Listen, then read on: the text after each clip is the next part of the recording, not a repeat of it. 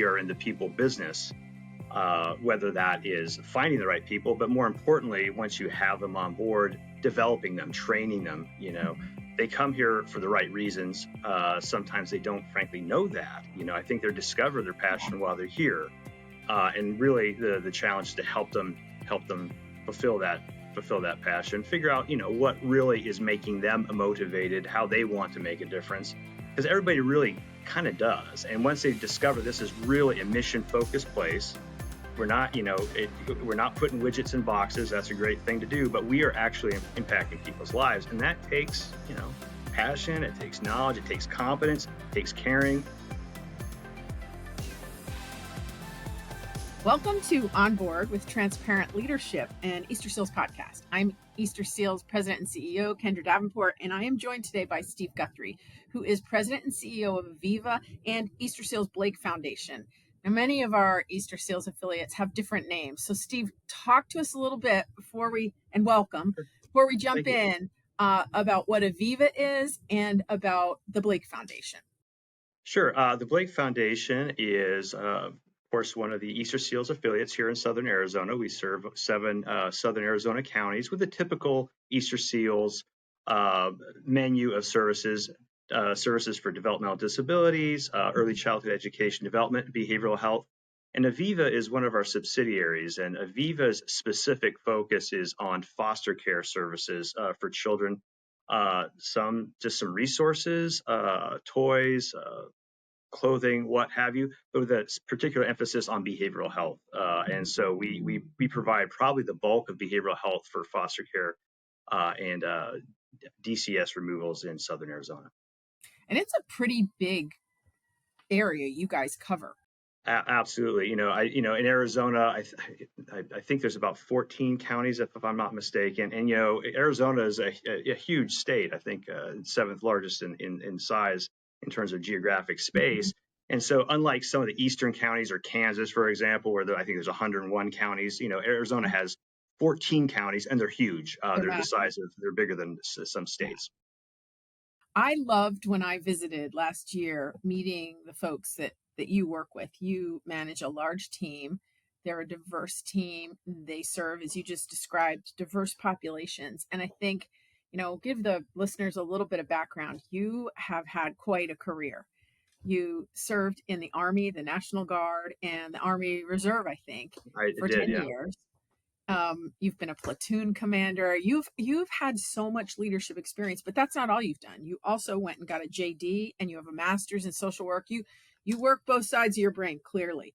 But talk to me a little bit about some of the management challenges you have in the current job you're in as president and CEO, if any, or do you just look at every day like a gift and tackle it as it comes? Well, it's certainly that. It's certainly a gift every day because it's a privilege, as you know, to really be able to participate and give back in these type of organizations. But I mean, the leadership challenge that I have, which I don't think is any different from anybody else, is finding people. It's always a people problem, and I think we are in the people business. Whether that is finding the right people, but more importantly, once you have them on board, developing them, training them, they come here for the right reasons. Sometimes they don't frankly know that. I think they discover their passion while they're here. And really the challenge is to help them fulfill that passion, figure out, what really is making them motivated, how they want to make a difference. Because everybody really kind of does. And once they discover this is really a mission-focused place, we're not, we're not putting widgets in boxes. That's a great thing to do, but we are actually impacting people's lives. And that takes, passion, it takes knowledge, it takes competence, it takes caring. I mean, there's just so many things that go along with it. So it's really a people issue. And to answer your original question, it's finding those people who want to be challenged and accept that challenge. I think you're so right. I think many times people think they know what they're getting into, and it sounds like it's a great cause. Yeah. And I find that if they stay, they're the right kind of person, they repeatedly tell me this is more rewarding than I ever thought it would be. And I get much more than I give.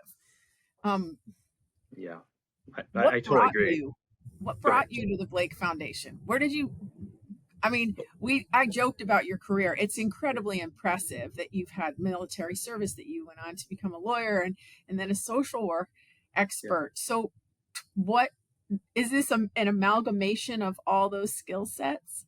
It is at this point, and again, I don't think anybody plans these things because I can tell you when I was, playing Army as a little kid, I didn't think, well, someday I'm going to be, the CEO of a health and social services company. That's not really was not in my wheelhouse. But what I think the common denominator between military service and the type of work that we do is it's mission focused, right? Mhm. It's people driven. There is a definable mission that we want to accomplish. We want to impact and make people's lives marginally better, hopefully a lot better. Right. But I really feel, that there is outside of kind of a, first responder type situation or a military situation, this type of work is absolutely so rewarding, and you can actually see the gains in the impact you're making in people's lives. It's no different for me than when you see the lights go on from some young private who's like so excited to Mhm. be, he's 18 years old and wants to, do something great, and he does something great, right? He's impacting, he's moving the needle, and the same thing happens here, with our clients and with our staff. So uh, I can't say that it was a plan. I kind of stumbled into it after law school. I was called back to the military. That's how I ended up back in the reserve. I was called out of what you may have heard of the individual ready reserve, and that Yeah. kind of discombobulated my legal career. And when I got out of my mobilization with the reserve after about a year, I was casting about for jobs, and I found a job as a part-time legal consultant with a place called Pantano Behavioral Health, Mhm. which was a behavioral health agency that serves the needs of children and families. And they liked what I did, and they hired me on as their permanent COO, and I never looked back. And that's how I ended up in Did you this get your career. master's in social work after that? I did. I did that with actually GI Bill money that Mhm. I had available to me, and it was about ready to expire. So I said, I've always wanted to do this, so I better do it now. And I'm very glad I did, because it really kind of put everything together for me, and it made me feel like I was part of the team, the bona fides that I felt that I needed to Mhm. really belong, and enjoyed it. We've talked about it. My husband was in the military for 36 Yes, years, and he just filled out an application because, like you, he really enjoys school. So at 62, I think he's going back again. great. And one of the questions on it was, what was the most impactful time of your life? And he said, when I was actively serving in the military, helping others. So Yeah, I think what you said, that what you're doing today is synonymous and not so dissimilar yeah, from the mission you served while in the military. Steve, we serve veterans and their families, and I yes, consider that to be a really important part of our work. And I think it's something people don't really understand or know about Easterseals, that we've been helping vets find jobs, get yeah, gainful employment since after the Second World War for a yeah. really long time. Did you did you struggle when you separated from the Oh military yeah. to find your niche? Because I think that's one of the things we try to solve for and try to help veterans with.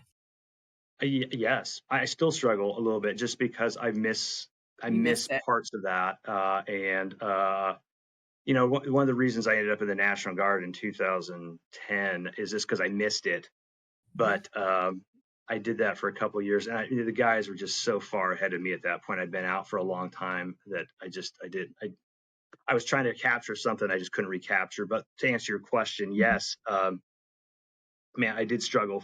I went to law school because I felt like, well, I need to get some skills to pay the bills, right? Yeah. And that was a good experience. It taught me how to think, how to analyze problems. It's been very, very useful. But the whole time, it was really, really difficult. You know, seeing, I started law school in August of 2001. I had gotten out of the Army a month earlier, and I felt, it sounds ridiculous in hindsight. It's like, well, there's never going to be a war. What in the world? This is, ridiculous. I'm just going to get out. Of course, September 11th happens, like Right. the month I start law school, and almost immediately I was like, well, I'll try to get back in, and because the country needs it. And at that time, you probably remember just from your own military background that everybody thought it would be over just like that, right? And Mm-hmm. so and it's funny, having coming from a military family yourself, people don't want to miss things, right? Oh, I missed it, that type of thing. um I tried to get back in, but they weren't taking anybody at that point. So they said, "Oh, call us back. We'll call you. Don't call us." And so I just forgot about it. But in the meantime, I got married, had a baby. My wife had the baby, and then I graduated from law school, and that's when they came a knocking. And by Of that course. time, it was I was glad to do my part. I didn't do anything heroic. I was a training company commander at Fort Bliss, Texas, but I was proud to be part of the team again. And it's hard. It's really hard to let it go because it is your identity, and the friendships are just so accelerated and they're so intense. So, um, but again, I have found a new team and a new mission here at Easter Seals, and I'm just super proud and happy to be able to pull it off. Hmm. Hmm. I think if military service, if someone enjoys it, I think it is in their system, in their DNA forever. And last night, my husband and I had dinner with a couple that we met only recently, Yeah, and it was the first time my husband was meeting the the husband of my friend, sure. and he's 82 and he served in the Navy, and he and Aaron connected immediately, and he just had such a good time, I think, discussing his military service. Now he went on to be extremely successful in the private sector, but I think if you were to ask him, and I don't know him all that well, but given the way he regarded, his service last night and the way he talked about it, I think that was probably one of the most rewarding times of his career. So, Sure. I just really think that aspect of our work is important. Um, you seem, and you have since I met you, seem very driven, very focused. But is there anyone, Steve, that you consider a mentor or whose advice or guidance you seek out when you're stymied, when you're trying to figure out what to do, which direction to go, or maybe it's more basic at work? Is there anyone, or do you seek out mentorship? But I think that's dawned on me as I've gotten older. When I was younger, I certainly had people who I admired and would try to emulate from afar. Certain officers or NCOs. I worked. My father. I was a military brat myself. My dad was a 30-year Army vet, and so I grew up around just all the sergeants and the first sergeants and that kind of stuff. And so I was influenced a lot by those guys, but I didn't, of course, seek them out for, it would have felt awkward and weird to me. But, as I've gotten older, I've certainly, you know, been able to have the courage to ask people, hey, how would you do this? I have a particular mentor who is really my first boss. I mentioned Pantheon Behavioral Health, a woman named Pat Trefoil, who's actually on our board of directors here at Easter Seals now. She took a real leap of faith by hiring me as a COO at Pantano. It really started me on this journey. She obviously saw something in what I was doing on the legal side that might be useful down the road, but she didn't know. I didn't know anything about behavioral health or social services at all. I regularly meet with her, at least monthly, and bounce ideas off her. And so I think I would identify her as somebody who just really she taught me, I think that the mission doesn't stop just because you're out of the Army, right? Yeah. There's more people to serve, and that's Yep. that's what I that's love what we that. do.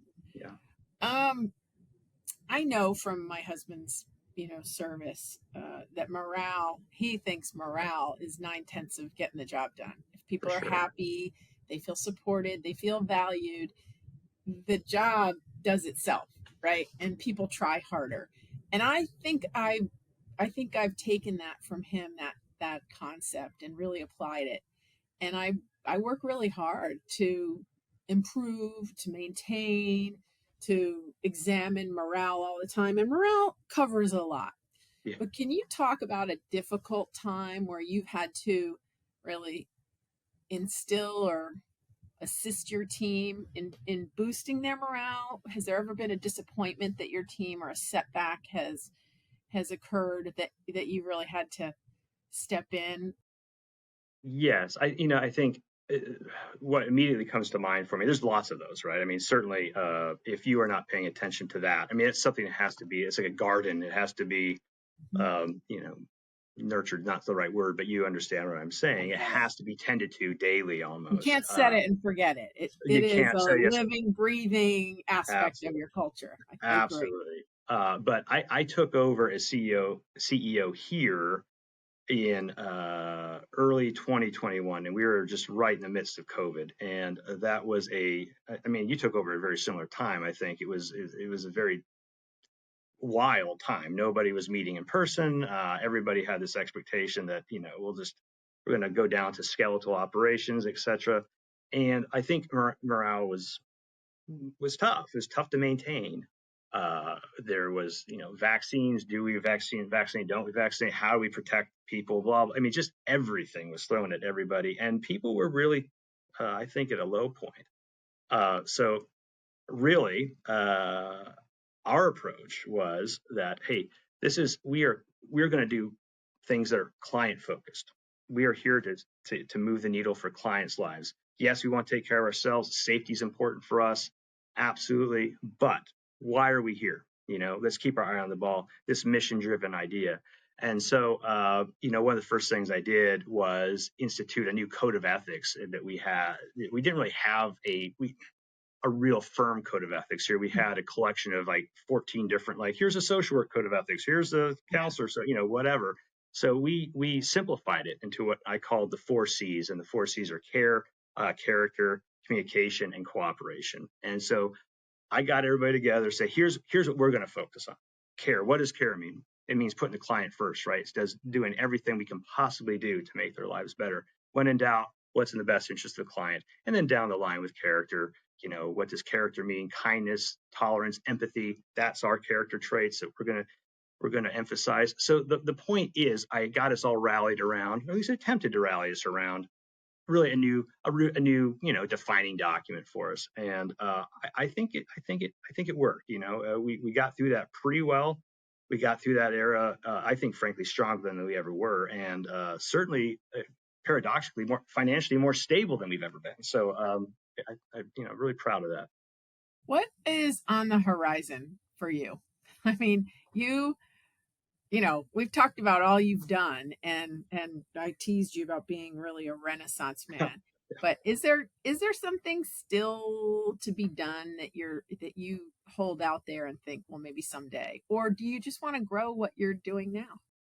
Well, I mean, I certainly want to continue growing what we're doing now. I think we're on a good trajectory. I do think you have to be aiming for something at Easterseals Blake Foundation. We can't just sit on our laurels or just let things happen. We have to always have a project going. Whether that be, growing a new line of business, trying to grow a clinic in a particular new geographic area, um, um, whether it be trying to acquire or partner with another agency or whatnot. You have to have something like that going on. And so we do. We have, in fact, all those things going on at this time. And that gives everybody a common focus. And so that's why I think, how you keep people interested, keep people engaged. Personally, I'm very interested. I have a very minimal part-time psychotherapy practice that I work at as a psychotherapist. I really love doing that work. And like long term, I'd really like to just be doing that. I think that would be something that I'd like to be a real skilled therapist that, continue that work. And that's the type of work, if you play your cards right, you can do, for a long time. I don't, my wife and I went to a retirement advisor not too long ago. And of course, the first question they asked is, when do you want to retire? And I was like, well, I don't know. I mean, I didn't really give it much thought, I guess I don't. My wife, of course, wants to retire yesterday, but so we'll figure that out. But the point is that I do want to stay engaged, and I do want to stay interested. And like your husband, I think my wife would punch me in the face if I tried to go back to school right now, but I came I would close. I I would came love to, close. So anyway, We're a little older than you, I think, and I am surprised he's going back, but I that's want to be awesome. Good for supportive. him. I want to be supportive, so Yeah, we'll see how that goes. yeah, We talk, and the name of the podcast is Transparent Leadership. I yeah, think today transparency in all things is critically lacking, and sure. so I recognize it's a double-edged sword. You Yeah, the more you share, the more you're going to be at the pointy end of the spear, as my husband would say, and the more you're going to you're to leave yourself open to be questioned and criticized. And it's sometimes a lot easier to keep things close. And yeah. yet, being transparent has never failed me. Uh, do you subscribe to that same or some variation of that notion? And do you find it? How do you find it in the workforce? Like, how do you find it defines or influences? Just can you talk a little bit about your philosophy on transparency as a leader? I think it's critical. I think, particularly if you are interested, as I know you are, in developing subordinate leaders. If uh, if you're not transparent, and first of all, it creates trust, right? Mhm. And of course, you can't overshare sometimes. Sometimes you just have to keep some stuff close Yeah. hold. But by and large, I have never been done wrong by sharing information, whether it be financial information. Here, guys, here's where our financial situation is, and being very transparent down to the lowest level. Here's the deal, guys. Here's the black and white numbers.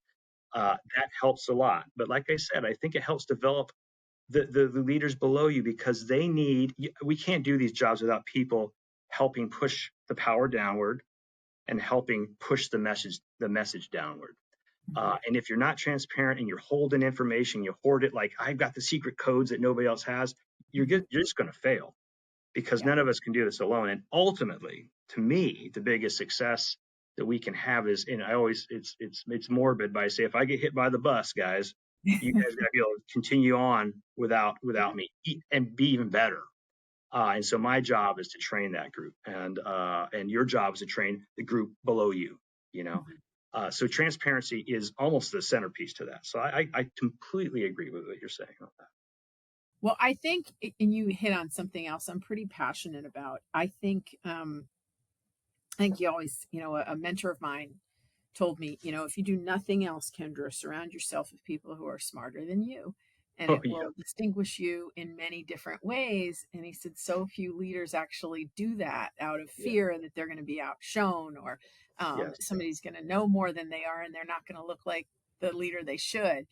And it took me a while, right? It took me a while and some professional maturity to develop before I realized that was probably the sagest advice I ever received. And so I think that's another thing that will, always be a part of yeah, my leadership concept. Do you think the same way? 100%. In fact, it's funny. I have a little list of, because I we have one of the things we instituted here was a leadership development um, Mm. curriculum that we give 2 times a year, because when we have 800 employees here, and there are lots of opportunities to promote.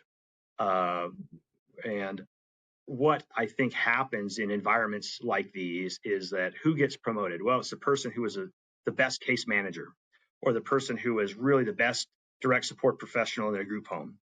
Well, that doesn't necessarily mean that you magically come prepared to be in charge of people who are Right, once your peers, right? right. And so we've instituted this leadership. It's a 2-day leadership curriculum, and I give a block of instruction. One of my rules is, it's funny, on that my slide says, hire people smarter than you. Don't be afraid of hiring people smarter than you. And it absolutely, you can come up with any number of examples of people who didn't do that, or who are afraid of doing that, because we've seen it in our I'm sure, our respective careers. And it is absolutely always an abysmal failure when they do that. Yeah, So yes, you have to hire people smarter than you, or else where are you at? Or at least try. yeah, yeah, yeah. Well, I think they're out there. I think I I think believe me, there are a lot of people smarter than me, that's for sure. I meant smart people No, everywhere. I I know can be there's a lot of smarter smart than people. you. Yeah, Let's take it back to you for a second. You yeah, said, and I'm sure you're very good at it now. You'd like to, maybe eventually devote your full time to back to psychotherapy, being a very good psychotherapist. The first thing I think, because I have a child who's very interested in that, yeah. and a very giving individual, is how selfless that is. But also, and I say to her frequently, it's so draining. You're going to need to fill your cup up. So can you talk, and I don't mean to be too personal, but can you talk about what you do to replenish yourself? Because Sure. you are managing 800 people. You're managing a lot of very, very complex services, and doing, a minimal, in your words, psychotherapy practice on the side. How do you keep going? What do you do, if there is anything special that you do, just to keep yourself buoyant and your spirits up and yourself ready to tackle the days as they come at you? Well, I run in the morning, and so that was something that was kind of Well, you were instilled. Army, I so was, yeah, we run that's, a lot in the Army. Yeah, that's it's in your blood, I think. yeah. So that helps a lot. I notice when I don't run, I'm kind of like, oh, God, so I do that. And I also just dumb little things like like my phone. I cannot get work email on my phone. I Mhm. purposely left that off. Right. I think for myself, that was a boundary for me. If I need to check email, I'm going to plug in the computer. I'm going to check it. But if you need to get a hold of me, I'd like you to call me. Right. Don't Mhm. be. And if you don't want to call me, totally fine. But it can wait. And so I have to put these little boundaries in there because there's any number of problems anywhere you look, as you know. And so those are, I guess, two things that I do to just kind of segregate time for myself. Mhm. Part of what I started doing the last few years is gotten into meditation and stuff like that. That's Mhm. helped me out a lot. I get a great deal out of that, and it kind of goes in line with kind of my psychotherapy modality I use, which is acceptance and commitment therapy. And there's a kind of a meditative aspect to that as well in the mindfulness arena. So yeah, I think that's what that works for me. That's great. I haven't started meditation. I pray a lot, which is, Yeah, I guess, my form of meditation. sure. But more and more, I hear people like you say that, and I think leadership today is, I think it's incredibly rewarding, but I think it can be really draining. And because I think we're so connected, I I think that would be hard to do, because I think my phone is like oxygen. So I don't know that I'd be able to unplug from work email, but I'm You just got to trying put really the hard, phone in Steve. another room. That's what you got to do. Trying really hard Yeah, to yeah, stop looking at it when I wake up at night or the first thing in the morning. I think that leads me to my next question. sure. Um, you've been a leader in many ways for many, many years, and similarly. And I think someone asked me this recently, and I thought it was such an interesting question. What is something you've learned from people significantly younger than you that has impacted your leadership?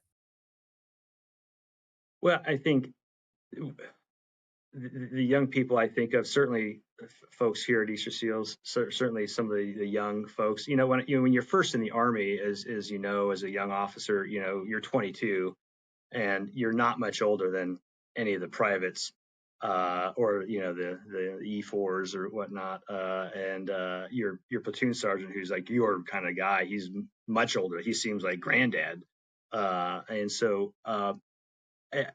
you're not around young people. As you get older in the military, of course, you age up and whatnot.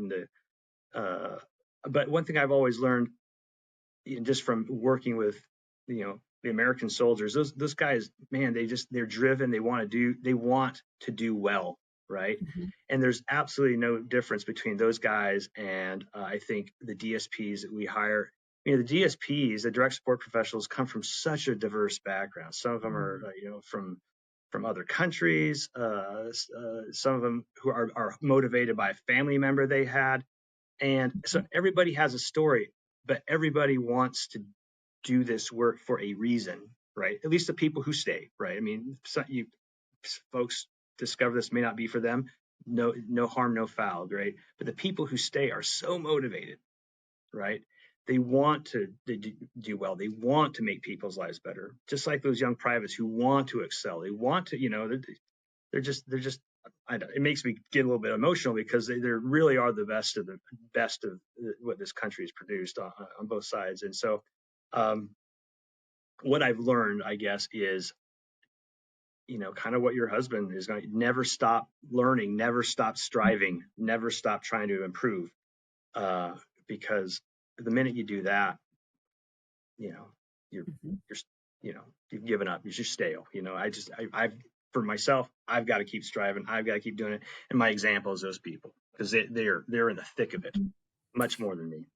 I love that. And I think, I'm somebody, I like a lot going on at all times. And I'm a project person, and there's often projects that are incomplete before I move to my next project. I usually circle back and do that, but I'm trying really hard to not quite put so much on the plate. And yet, Steve, we all know people um, who seem to be able to put one more thing, one more thing, one more thing on their Yeah, plate and do yeah, things, and it really serves as a motivating force for me instead of a demotivating. Like, oh my sure, God, I could never do that. I think, well, if they can do it, I can do it.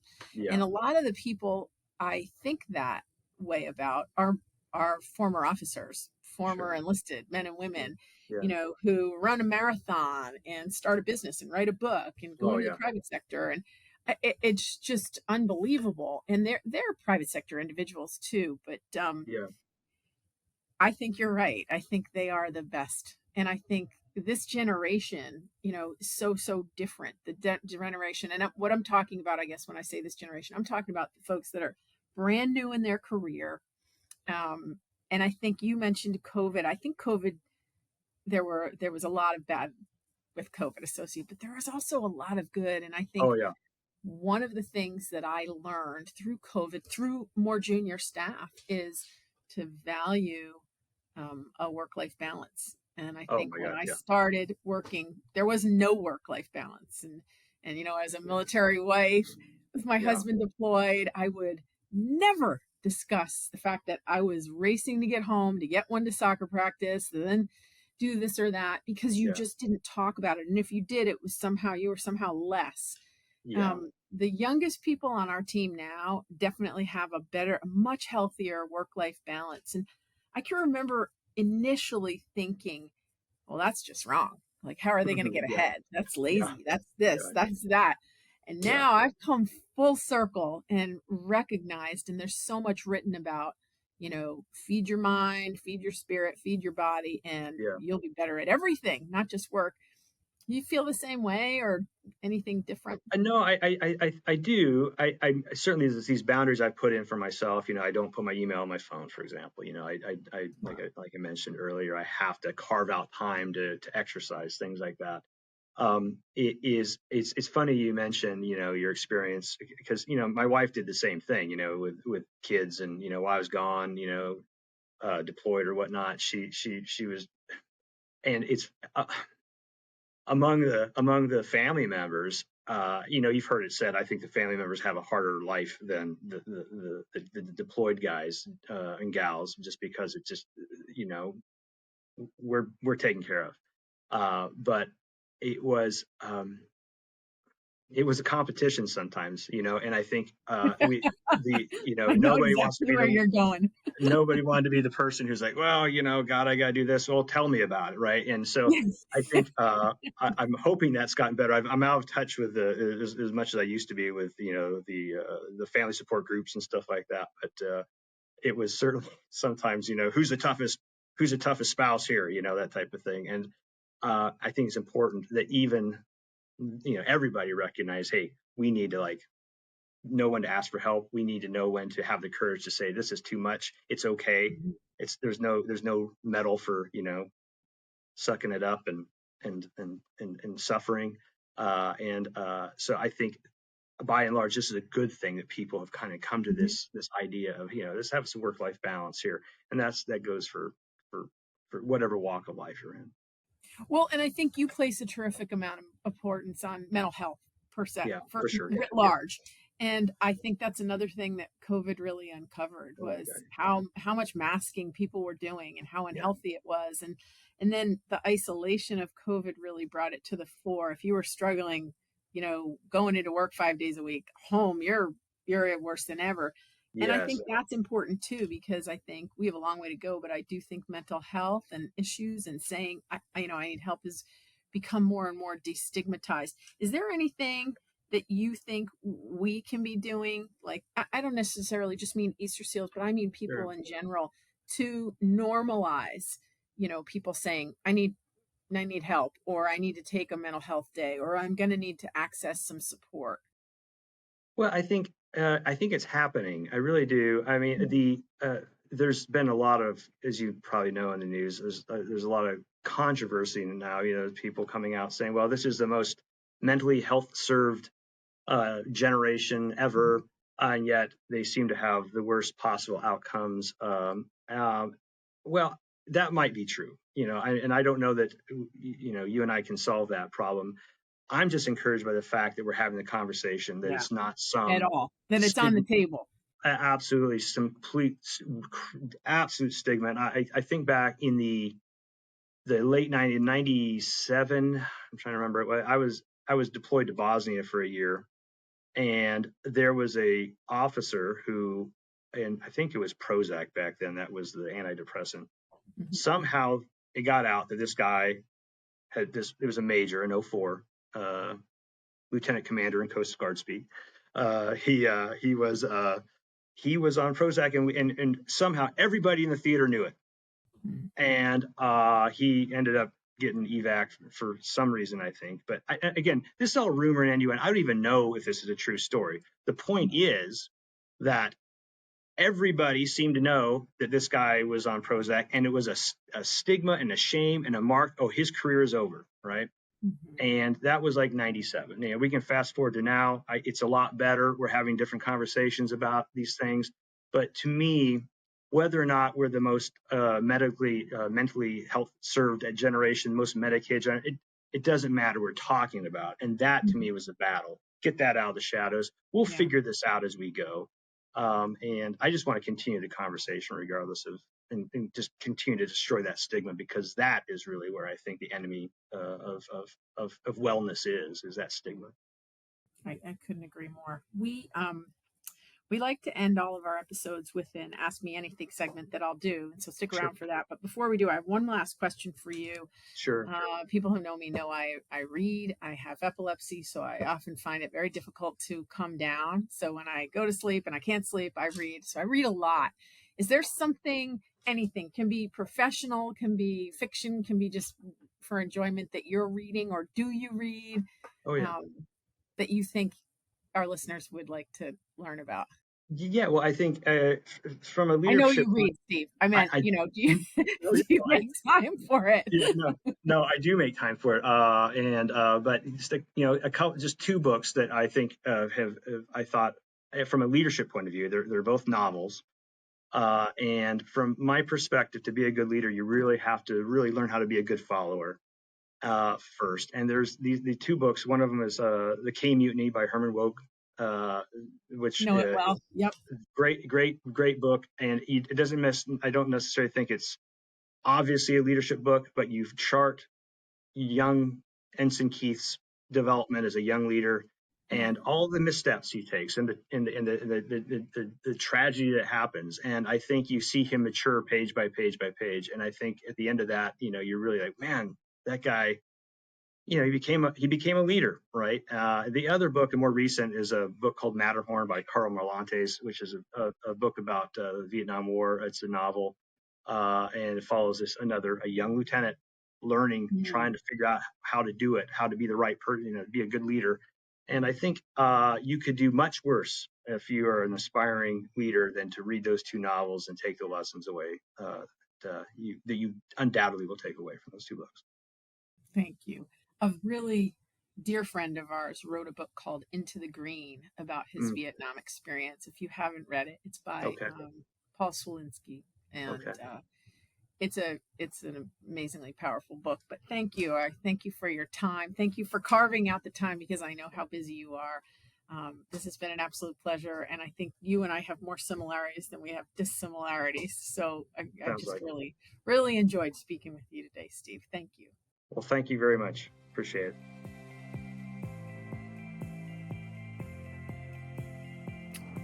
I love this Ask Me Anything question. Too many leaders confuse motion with progress. How do you cut through the clutter to make sure your time is spent driving progress rather than just motion? I think there are a lot of people in the workforce who do not make that distinction, and who, often will tell people, I'm so busy, I'm so busy, I'm so busy. Or they associate a stacked calendar. You are just moving in place, and you're like a hamster in a wheel if your time is not focused on where you stand against your objectives. Are you at the first part of the process, or are you at the middle? Are things working? Do you need to chart your course or course correct? And yet, I think even when things are working, you want to have multiple irons in the fire, so to speak. So you don't ever want to just rely on one initiative to get the job done. You ought to have multiple initiatives. I think testing, bringing as many people into the process without making it cumbersome or too laborious, is a good thing. You want to get key people around the table so that they can weigh in. Well, this is working, but this isn't. Or from my perspective, this isn't working at all, and here's why. If you don't know that, it's often, the fourth quarter of the proverbial game that someone says, this isn't going to work. We should have addressed this earlier on. I do think you need to check in with yourself, right? And every Sunday, I look at the week ahead, and then I look at the week prior retrospectively and think, what didn't I get to that I need to get to at the top of this new week to move forward? And I look at what progress was made. Oftentimes, I think in the nonprofit world, we look at progress, we associate progress with money raised, initiatives funded, grants acquired, and yet we pay far less attention to the actual work that those funds fuel. And so when we look at cultivating relationships with prospective funders, we tend only to look at the end goal instead of, and that being, okay, the grant is given, the money is acquired.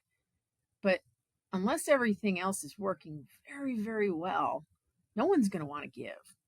And so when I think about what's progress, what's motion, progress may be early conversations, exploratory conversations with a potential funder or partner you want to work with.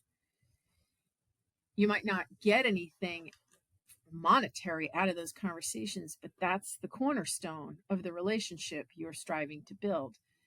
Get that meeting done. That's progress. You move to step 2.